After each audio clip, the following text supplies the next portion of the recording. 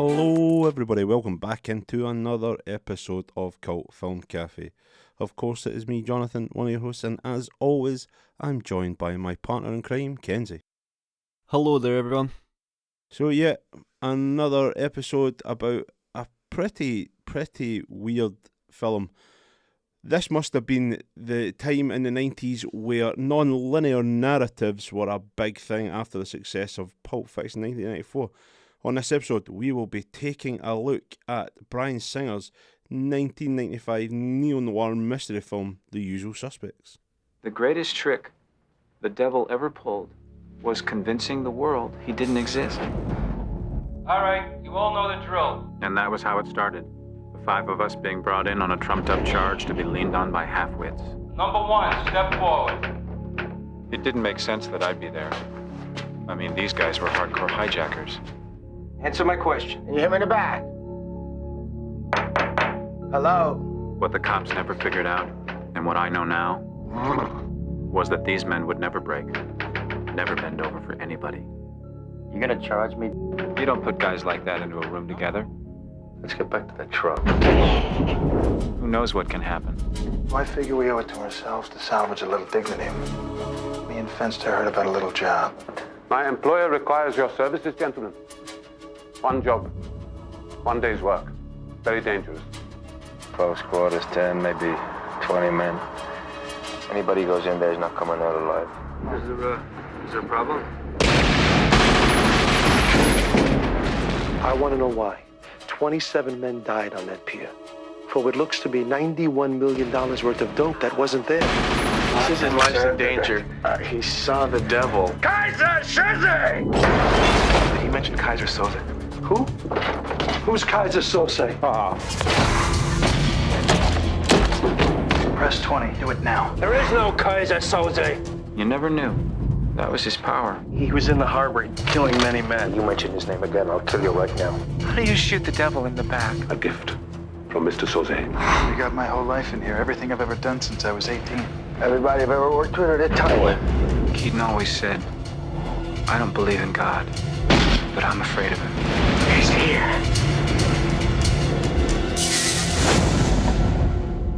Well, I believe in God. And the only thing that scares me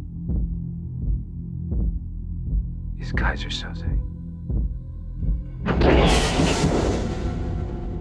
And like that, he's gone.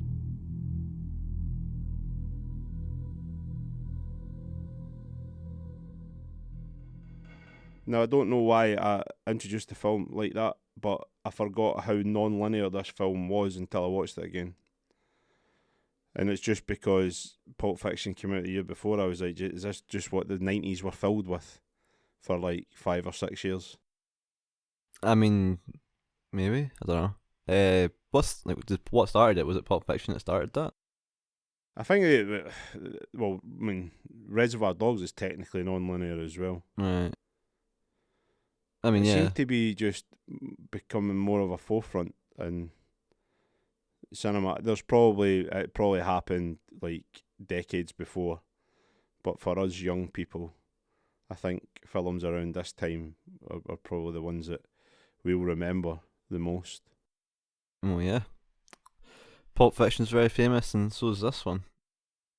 But I don't know which You one. think so? Yeah. I mean, it is a famous film. And everyone like, knows this film. Like, absolutely. I don't know. It's the question of does everyone seen this film? But you can't lie. This film is not where it's very well known. Like everyone knows like the ending to this film or the twist of this film without seeing it. It's like The Sixth Sense or Seven. It's like Seven a little bit less, but especially The Sixth Sense and Usual Suspects. People usually know the twist of the film, even if they've not seen it. It's just that known. It's kind of crazy. I guess if you have that big a twist in a film, it's just going to become like almost iconic and just known in the future, and be like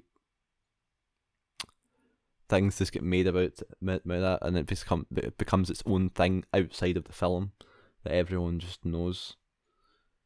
And I think that's the same with this film. Who is Kaiser Soze? Yeah, I mean, talking about Kaiser Soze, Kevin Spacey had a a really good 1995.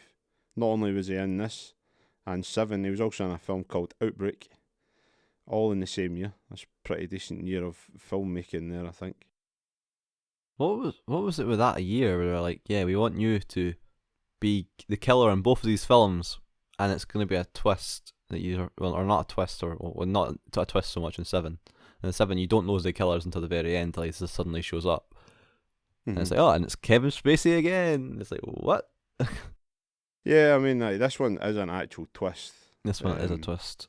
Yes. Seven isn't so much. It's a shame that there's a bit of a tinge, or quite a big tinge now, talking about Kevin Spacey. It's a shame. I mean, he's gone. No, it's totally cancelled. He actually did make a film not too long ago, and I saw the trailer for it, and it looked awful. I don't know what film. I mean, I don't even know who's giving him work now. Anyway, so but even him himself, his acting didn't seem that great in it. So it's just, and now he's been stuck tons of shit. I'm pretty sure he's still got like, court cases or something. If he's getting something for them, I don't know. I'm not really been keeping up with it, but I do see his name come up sometimes.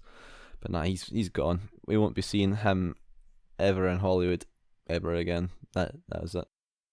Which is a shame. I'm not going to condone what he's done in his personal life, but as an actor, like, incredible.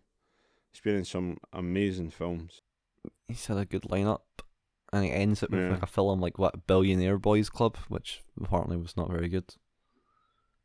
Also didn't help when that film was coming out, and then all the stuff that came out about him, it was a bit sus, especially with the film. But yeah, Kevin Spacey's had a lot. I mean, there's so many you can name. We've just already named that one year, Usual Suspects and Seven. There's films such as American Beauty. What other ones is there in the 90s? K-Pax, is that 90s or 2000s? I think that might have been just 2000. I keep getting told to watch that. I've not seen it, but apparently it's quite good. And then as you go into the 2000s, there's just it's in a lot. Even films that are not as well known, like 21, which I quite like, the Blackjack one. I mean, LA Confidential is another big one. Yeah, there we go. LA Confidential, yeah. He was in Glengarry Glen Ross with Big Al Pacino. He also made his directorial debut in the mid-90s. No, he's been in it. He's been in a lot. He voices Hopper in A Bug's Life. Oh, right. So he's like, even lends his voice to animation. Not only animation, but Pixar. So yeah, K-Pax is early 2000s. He's also been in a video game. He was in Call of Duty Advanced Warfare. He was the villain in that. One of these type of villains that are like, you can kind of understand why they're doing it. Another Thanos villain. I think anyway. I'm not entirely sure. I've not played the game, but yeah, I know he was in that. Yeah, he's done a lot.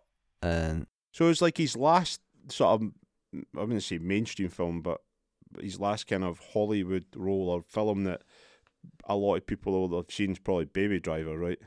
Yes, which it's not a bad film to leave on. I know it's not the actual film he left on, but for in terms of terms of like not mainstream audience will know him for. Yeah. Because Billionaire Boys Club flopped not just because I don't think the film was that good anyway, but the stuff coming out about Kevin Spacey at the time fucked that film anyway. So, but anyway, Kevin Spacey is just one of the actors within this film. This has got quite a good lineup. I mean, this is probably the first film I'd seen Benicio del Toro in. Yeah, he's quite young in this one. Yeah. I can hardly understand a fucking word he says in the film. Oh my god, I'm so glad. That's a spoiler, but oh my god. Yeah. We've got Gabriel Byrne. Gabriel Byrne, of course, which is a very famous actor, but I've just seen him in nothing. Yeah, I think you've got to be watching the right films, the specific films. Yeah. I think. I mean, I don't know the first film that I saw him in, but in terms of films release dates wise, he was in the Coen Brothers. Fucking the films escaped me. That's a film I love as well. 1990, their gangster film, Miller's Crossing. Right. So he's in that. He's like the lead in that, which And then obviously we were just talking before we started recording about Big Giancarlo appearing. Yes. Which I never realised until going back to watch it. I've seen this film years ago. But obviously Giancarlo's became kind of like an internet sensation in terms of like roles he's played.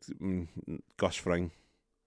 Yep. And he's got. I can't remember what his character is in The Mandalorian, but he's a bad guy. He's Grand Moff Gideon. There you go. Which I think they recently just killed him off, and if they did, I'm not very happy with it. But I'm not talking about the fucking Mandalorian because Series 3 was iffy, to say the least. Yeah, rounding out the usual suspects, we have Stephen Baldwin and Kevin Pollack. Who I don't know. They are the 5. I've never heard of them before, but yes, that is the 5 of the usual suspects. When was the last time you saw this film? Well, before I watched it for this podcast? Probably 10 years ago. Fair. Well, this is and it's not because I don't like the film. It's just not a film you go and watch a lot, is it? If you know the ending. You know what it is? I think it's one of these films that's got such a big twist, and when the twist is revealed, I mean, it isn't not a rewatchable film, but I think it's and on a first watch, because of that, it's so engrossing. But when you find out about it, I mean, it's not a super complicated film in terms of technical things for me, even when I was watching it this time around. It's a really good film. Like, it's well made and well directed, well acted. But yeah, it's not one of those films where I've went, you know, and these non-linear narratives are something I personally love. Like, I love Memento. It's one of my favourite films ever. And I mean, I don't even go and watch that every year. Do you know what I mean? It's one of those films where, because you know what happens, and it has got quite a big twist in it. As these films, unfortunately, these films kind of lose a bit of their luster after you've watched it once. I mean, yeah, that's very true. And for some people like me, it doesn't even matter. You've not even seen the film. You already know the plot twist, so you go into it not knowing, which would have been going into it knowing. Sorry, so it would have been interesting if I actually did watch it without knowing. But at this point in time, if you're born past like fucking 2000, you probably know the ending before you even watch it. But that's a shame. Yeah, it is a shame. This is my first time actually watching the film. I had never seen it before, and I was completely surprised by this film because it was nothing like I even expected it to be. I thought it was just a bunch of people getting questions for like a whole film. I didn't realize, and they're like, "Oh, which one of you is Kaiser Soze?" I didn't realize it's completely not that at all, and it's more of a kind of somewhat heisty film. Yeah, like the whole. I think there's like posters and probably covers of DVDs that show them in like a line. Yes. Being like, you know, with the height marks that you would get in a police setting. That's not. I mean, that happens like once in the film, and it's very quick. Yes. And it's basically they've all got to say a line, and it's a lot different of a film than you think it might be. You know, it is genuinely just, it's about a bunch of guys who have got a specific set of skills that have ended up all together. From the outset, it looks as though this has happened randomly, but as you get deeper into the narrative, you know that it was purposefully put together, this team of people. Yes. Actually, weirdly, when I was watching it on Prime, I think it's on Amazon Prime, I saw a bit of trivia for that scene. Apparently, the original idea for this film just was literally they first came up with just they wanted to do a film with a lineup of people.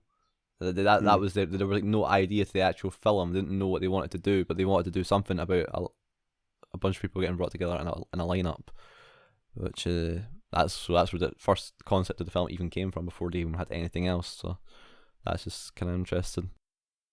Yeah, I think the name of the film comes from Casablanca as well. Claude Rains' character, It's part of a dialogue that he says, The Usual Suspects. I think these people that, people that love film make film, I suppose, and Tarantino's one of these, like, very student approach. He's very knowledgeable about cinema and cinema history, specifically the cinema that he likes. And it'll be the same for all these people, and you kind of pick up all these wee bits and bobs, and it's kind of funny. We started talking about Kevin Spacey, but he's arguably the biggest name in this. He's got his own controversy. Not only that, Bryan Singer, the director's got his own controversy going on as well. He arguably became sort of a big name in Hollywood. He directed the X-Men franchise, the first couple, and then came back and done Days of Futures Past. But he's surrounded with his own controversy from things as well. And yeah, it's a shame when you talk about a film like this, and the some of the parts of it are a bit hard to talk about now. Based on sort of things that have came out recently. But I think what people will be a bit, they might not know. I suppose if you read about this film and you do a deeper dive for yourself, you maybe do.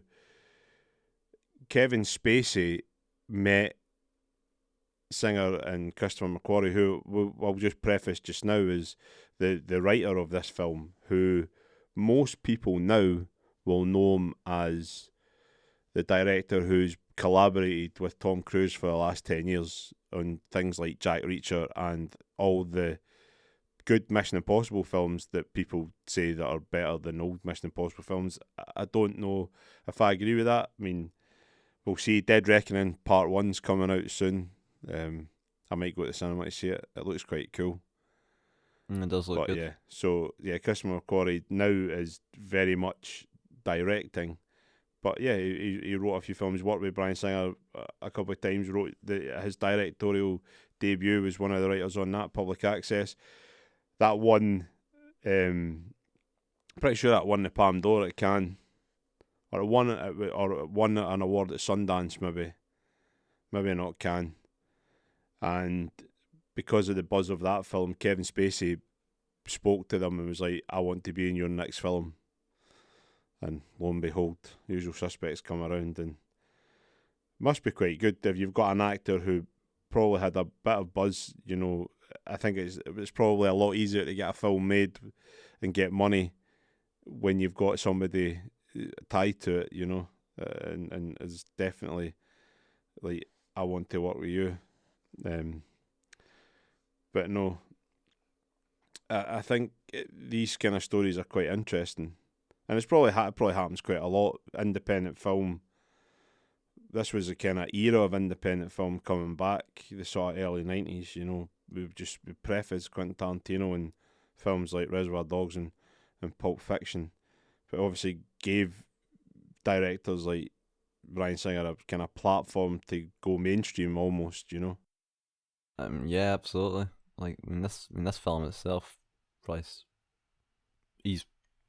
probably skyrocketed it, everything for him. This film was extremely successful. Just looking at budget alone, a budget about 6 million, box office 67 million. Yeah. 70 million in profit. That's pretty good. It's not the highest thing I've ever seen, but that's for a film like that, and it's quite a low budget, but for a film like that, it's a lot of money to make it to cinema, I feel like.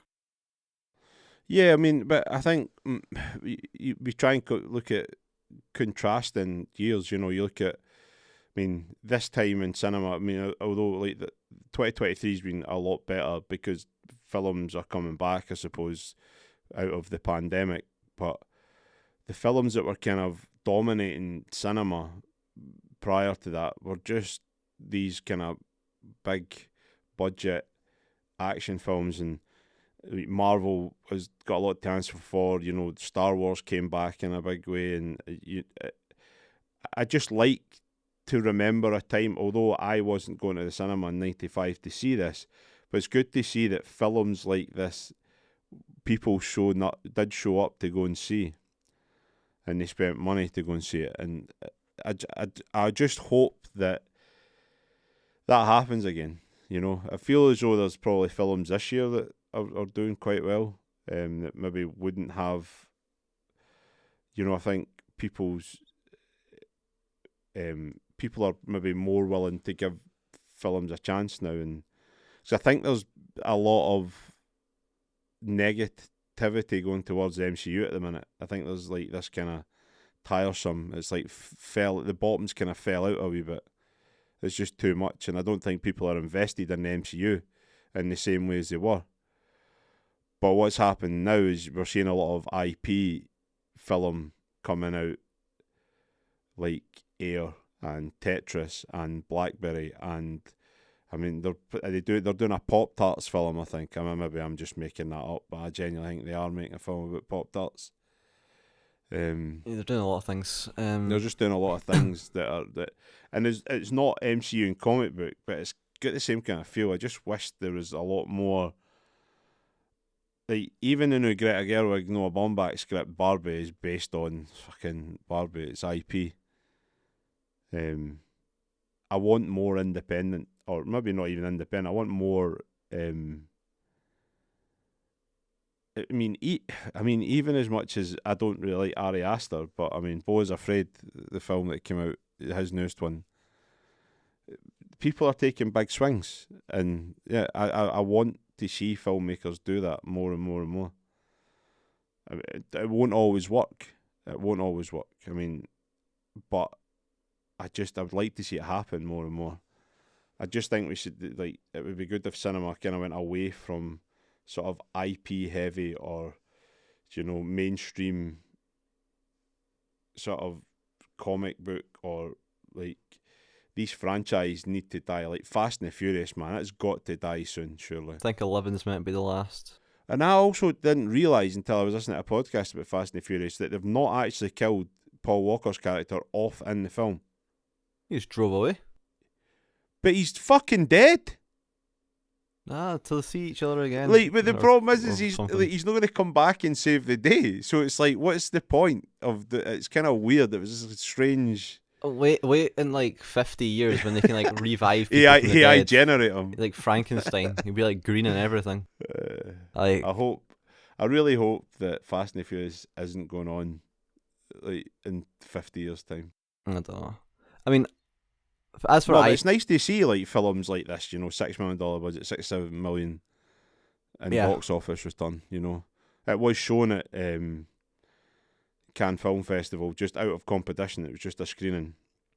It probably screened there just initially as a one-off, and then got its full release. I just wanted to say that Public Access, Bryan Singer's film before this, won at Sundance, was a joint winner of the Grand Jury Prize. I knew it was one of the two sort of film festivals that done really well at, but yeah. Money wise, like $6 million, probably not a lot of money in the mid-90s, you know. I mean, you still had blockbuster films getting made. Things like Independence Day, Armageddon, Deep Impact, Twister. Was that the disaster movie era? Yeah, I mean 90s, yeah. Cheesy fucking disaster films. Twister, I actually watched that not that long ago. Like, my goodness, is that what people wanted to watch? Apparently so. They're making a sequel to that, by the way. Just newsflash. What, Twister? Yep, Twisters is coming out apparently next year. Is this not the one that's like Bong Joon-ho or what's the guy's name? Park Chan-wook. There's definitely a film called Twisters coming out by one of these Korean filmmakers. Well, this one, there is a sequel coming out with Helen Hunt going to be in it. Of course, most of the other people are not going to be in it because most of them are fucking dead, but that's just how it works when you make a film like 20, 30 years later. 30, 40 years? No, 30. Yeah, 30 odd. No, 20. Well, it'll be 1990 odd, so. Yeah. I honestly think The Usual Suspect that most of the money, like I feel like this was a big film for word of mouth, where like people are like, "Oh, have you seen this? You need to watch this." I feel like that would have happened a lot with this film, just because of the twist. Probably it's because probably tons of people going, "Oh, you need to watch this. It's got a great twist," and everyone going, "Oh, don't tell me it's got a twist in it." They're always big conversations, but yeah. So I think that's where it probably made a lot of its money. But one thing, I would say so. Like, you are. One thing I noticed. Right. One thing I noticed when watching this film though is I didn't think like. We know like I don't know if it's the tagline actually, but like, you know the term "Who is Kaiser Soze?" Is that just a quote? I mean, people do say it a lot in the film. I think it is just a quote. It's just these names repeated over and over again. Yeah. Like, I actually just wanted to preface: it's not Bong Joon-ho or Park Chan-wook or that, but the director of Minari, which done Bits a few years ago, Lee Isaac Chung. He's the guy directing the sequel to Twister. Right. I knew it was somebody. Like I knew it was one of these kind of new breed of sort of Korean filmmakers that were breaking Hollywood. But it's going to be strange. I don't know. No, I don't know. I don't even know why they're trying to make a 90s film now, because it'll be completely different. Like I watched Twisters recently, and it's not a great film. It's enjoyable, to be honest. It is enjoyable, but yeah, it's it's just a product of its time completely, 100%. But we'll see. But yeah, as I was saying, I was watching this film. I didn't find it super quotable, but there's certain things that really stick out about this film. Like I said, Kaiser Soze's name gets said a lot. So I think if you say to anyone about Kaiser Soze, they know who that is. I've got 2 quotes from the film, which I think if you have seen it and are fans of it, it's easy to place. Yes. What's that? When they're on the lineup, hand me the keys, you fucking cocksucker. Oh, right, okay.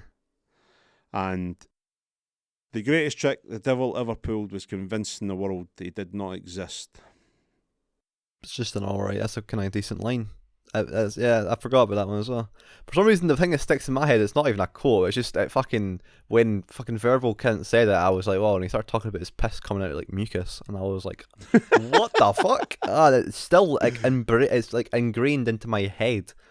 That's like the main line I remember from that film now, because it was just so fucking weird. I was like, why did he say that? That was fucking Jesus. But like it's not like super quotable. Like there's a couple lines that's a good line, but mainly what everyone knows is, who is Kaiser Soze? Kaiser Soze, who's Kaiser Soze? And what's the thing at the end of the film? And just like that, he's gone. What's that? Fuck, I can't remember. Is that what it is? I can't remember what it is. But that line's kind of famous as well. So that was another thing I didn't realise that was quite prominent in the film until this watch, was the sort of Kevin Spacey narrating the movie. I didn't know about that either. Yeah. I don't know if I'm a fan of it, in all honesty. So weird. It's because you're getting them narrating, but then he's telling the story to the detective, but at some parts he wasn't. I'm pretty sure you still get his narration. Yeah. It's a bit odd. Yeah. Narration was weird. I'm not too sure how I felt about it. To be honest, I'm not even entirely sure how I felt about the whole film, to be honest. How do you feel about the whole bit at the end where he's walked out and then they've said, I can't remember exactly like what they say in the office, but it's almost as something as like you've got to take a step back and look at the bigger picture, and the detective's starting to look at the sort of big board that they've been piecing together, and then he starts seeing words that are being used, Kobayashi porcelains at the bottom of the cup, and quartet, or red what's it, Redfoot, something like that. Is that what he's called? Something like it's just, and he just pieces it together as if this is just a ruse, obviously. And it's quite a good. I quite like the shot at the end when Kaiser Soze or Virgil Clint is walking away, and for a long time, even though he's out of the police station, he's still walking with his kind of weird, limpy hunch. And then eventually it's like his foot straightens and he walks normal, and it's like, yeah, I quite like that. He's like, you can see him, because you obviously eventually now realise that he is the baddie, and he's just been sort of playing everybody off against each other, in all honesty. It takes a long time to get there, though, which is quite good. You don't get the plot twist really right until the exact, pretty much end of the film completely. Which I quite like. They've waited right until the very, very end. Which, I mean, because even up until that point, like, I mean, if the camera had faded and he hadn't sort of started to walk normally and stuff, appear normally, and didn't get picked up by Pete Postlethwaite's character, who is called Kobayashi, his lawyer. That's probably not his real name, but obviously it's his name in the film. I quite like seeing Pete Postlethwaite in movies. He sadly passed a few years ago, but he's in some films that I actually really, really like. And I kind of forgot that he was in this. But see, if you didn't see that end, would you have been fully convinced that it was him? But it's quite obviously like what they've done is they've and that's another thing I was going to bring up. The whole narration with Kevin Spacey is like, after watching it once, you kind of get the senses they're giving you all the information up front, and you just haven't pieced it together until the very end of watching it. It's very Knives Out, Rian Johnson, where he shows you everything that you need to see, but it's done in a way where you don't piece it together until it's all laid out in front of you. And that film kind of feels eerily similar to me. Like, me watching it now, knowing that Kevin Spacey's a bad guy, having him be the voice narrating, it kind of is like a giveaway. You think, oh, is he the bad? Like, you could have got to that ending if you knew, but it was done that subtly that you need to get all the way at the end of the film before you know, which is good. How I feel about the twist, you do not see it coming, and I don't think there's any way that you would have figured out that Verbal Kint was Kaiser Soze. And the reason why that is because they show you what happens, and they show you a false thing that actually happened. It showed you that he was not there, so it couldn't possibly have been him. Which, of course, it makes sense because that's what he's telling to the detective. But I think it's a bit annoying because it throws you off, so you would never probably be able to guess it. I honestly don't think. I think why this list is so famous is because nobody guessed this. It's just completely out of nowhere. Like, oh wait, he was the villain. How does that even make any sense? And I think that was the kind of whole point. And that's one thing that kind of bothers me about this film is that this is gonna be. I don't know if we're going to completely disagree with me on this, but I just don't think this film itself, the film itself, I don't think it's that good. No. I think it's good, and that's it. I don't think it's like, because I was going into this film expecting like, this is a big film, this is an amazing film, yeah, it's a really good film, and I'm gonna go in and watch it, and I liked it, but it's like good, but it's got an extremely good plot twist, and that was my thing. I found the film just a bit convoluted, slightly generic, especially nowadays. And so I thought it was like, yeah, it was good, but that's all I kind of felt about it. And then you get to the twist at the very end of the film, and you do feel that something's not right, even if you don't know, even if you didn't know the twist was coming. Something just doesn't feel quite right. And then, of course, turns out it's Kaiser Soze, and it kind of comes out of nowhere. I'm like, okay, it's good. It was a good twist. I would never have guessed that. But at the same time, it just feels weird. The whole film itself is so kind of convoluted that I find it kind of almost silly. That Kaiser Soze went about this way of doing this whole kind of crazy thing. And the film works. Don't get me wrong, but yeah, I don't know. This film, I just expected it to be better. That's my main issue with this film. I don't know. I hyped up too much, I guess. I think I honestly really feel this film is completely saved by an extremely good twist, and especially at the time when you didn't really know a lot of them, although a lot of them were coming, like big twists and stuff like that. So yeah, people watched it and were like, "What? That's insane." That kind of goes into the rewatchability. It's most people I've ever spoke to about The Usual Suspects, even including like my dad, says you can only watch it once. It's either you can only watch it once or you watch it twice, and you don't really watch it any more than that. I don't know anyone who's this is their favourite film. Stuff like that. I'm definitely not interested that much in going for go back to rewatch it. I don't know about other people. I bet there's some people who do quite like the film, but it's one thing I've never heard about. This film especially I've heard is not a rewatchable one, and it's like you only watch it once or you only watch it twice. That's pretty much what I've heard of this film. So I would probably say it's not a rewatchable film unless you're going back after like a first watch. But it depends. Maybe some people actually quite like the film a lot. So that might be based on preference. But for me, I would probably say it's not for me. And I wouldn't say that it is. Yeah, I mean, it's like, if you're looking at that, like, rewatchable, I mean, I think time-wise, I mean, looking back, I mean, it's about an hour and 40 so minutes. Like, it's still, for the type of film it is, it's relatively short. I think if you made a film like this now, it would be an hour longer. It's kind of strange, and it would maybe have kind of more moving parts, but then again, it would probably have a much bigger budget. That's the kind of the way cinema is at the minute. Everything's half an hour longer than it needs to be, I think, these days. But that's just my opinion. Yeah, I mean, critically panned. Well, not panned. I mean, Roger Ebert gave it 1.5 stars. What, really?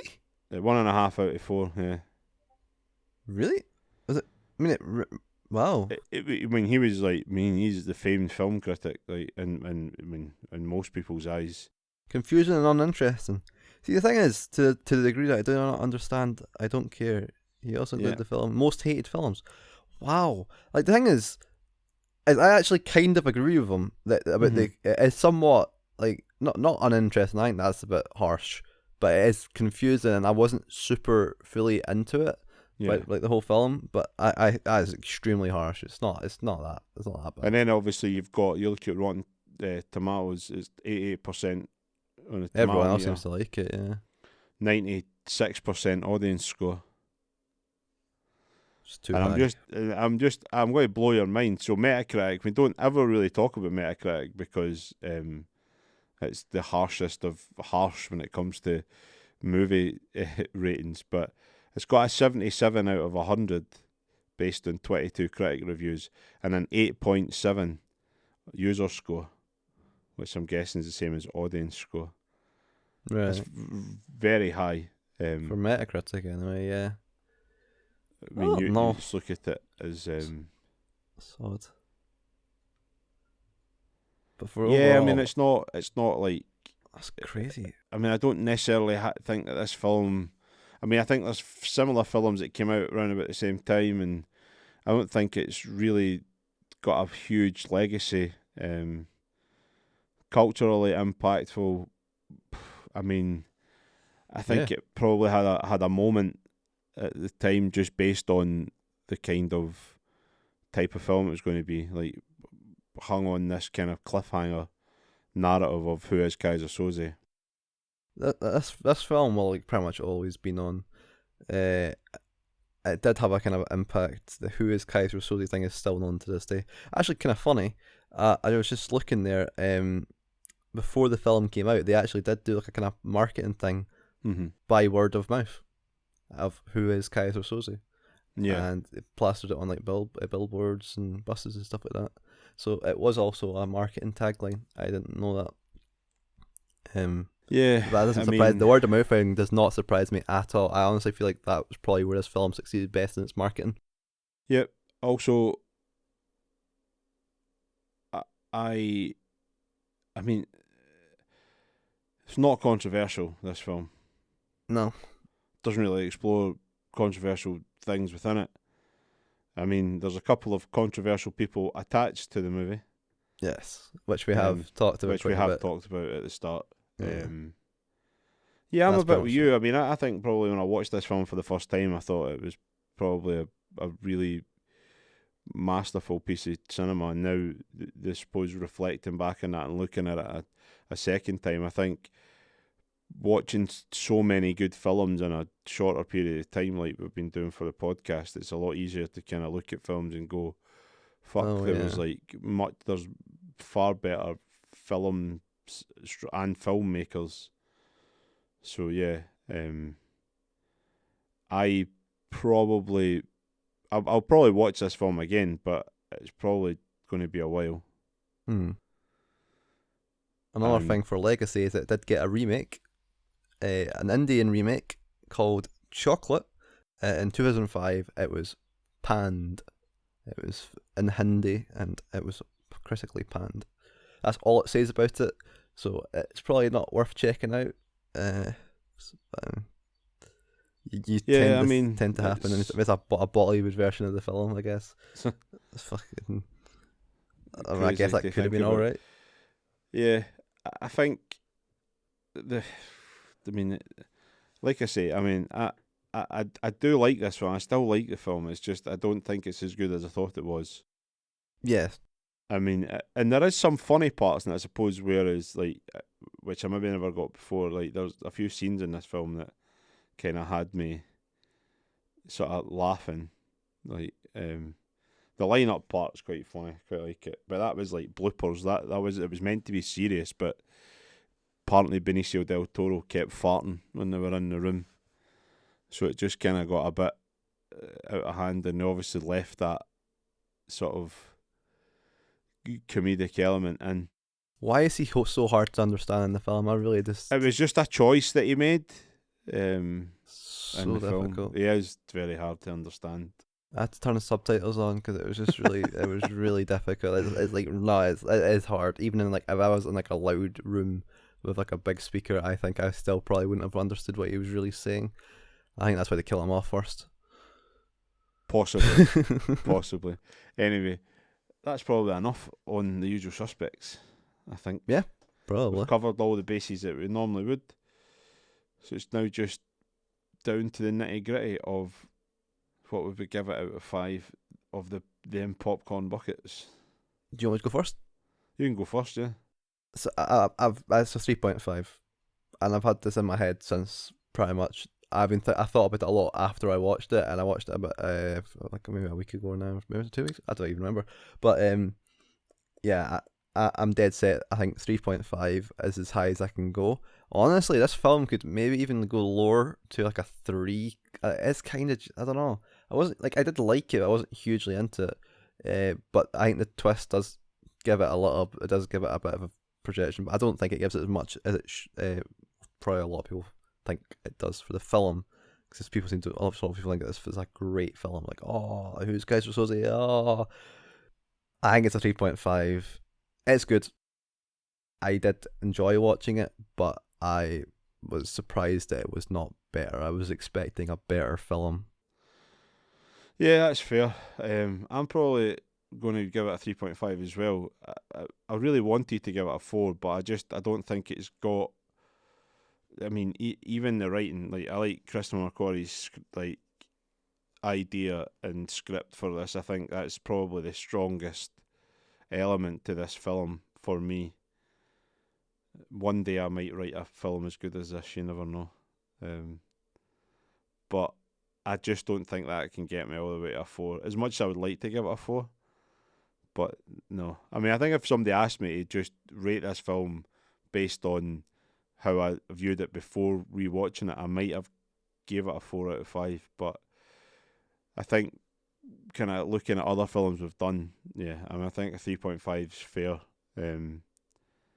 If it just had something extra to put it over the top, I could have got to a 4. But yeah, it just doesn't have that extra something that I would like to see.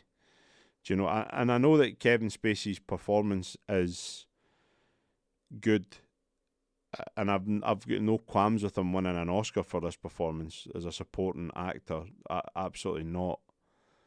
I would have liked to have seen something a bit more over the top.